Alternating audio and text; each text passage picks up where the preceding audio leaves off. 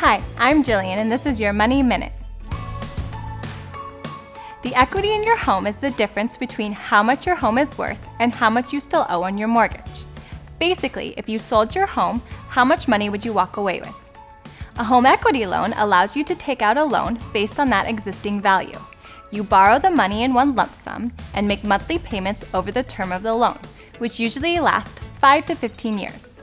We often call them fill-in-the-blank loans because you get to choose how to use them.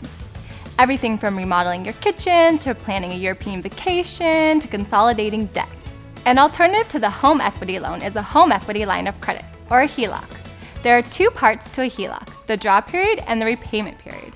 The full loan term is typically 25 years. Draw periods usually last 5 to 10 years, while the repayment period lasts another 10 to 15. During the draw period, you can pull money from the loan when you need it, like a credit card, and make interest-only payments. Once the draw period ends, you start the repayment period, where you repay the principal and remaining interest. Whichever loan you choose, both are versatile options that allow you to take advantage of an existing valuable asset, your home.